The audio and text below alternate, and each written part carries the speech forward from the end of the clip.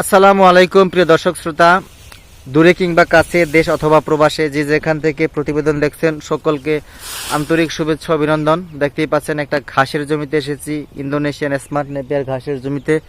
এখানে বাংলাদেশের অভ্যন্তরে বিভিন্ন জেলা উপজেলা থেকে কিছু কাস্টমার ঘাসের অর্ডার দিয়েছে। সেই অর্ডারগুলো কমপ্লিট করার জন্য ঘাসের জমিতে এসেছি এবং সেই ভিডিওগুলোই আপনাদের মাঝে আবার প্রতিবেদন আকারে ছাড়বো। দেখতেই পাচ্ছেন এখান থেকে ঘাস কাটা হয়েছে ইতিপূর্বে, আবার নতুন করে কিন্তু এখানে ঘাসগুলো হচ্ছে। এই 12 মাস ফলন পাওয়া যায়, এমন প্রোডাকশন পাওয়া যায় সেই ঘাস ইন্দোনেশিয়ান স্মার্ট নেপিয়ার ঘাস। যতবার ঘাস কাটবেন ততবারই তার ফলন আস্তে আস্তে দিন দিন বেড়ে যায়।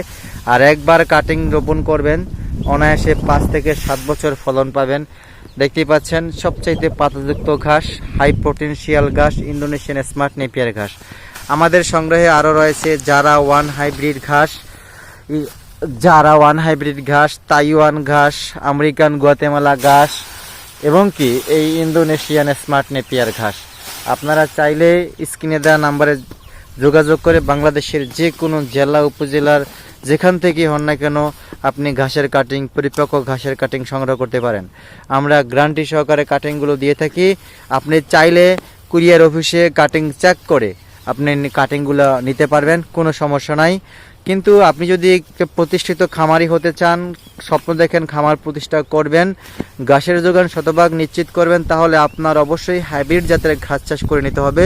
তাহলে আপনি অতি সহজে আপনার গবাদি পশুর কাঁচা ঘাসের যোগান শতভাগ নিশ্চিত করতে পারবেন।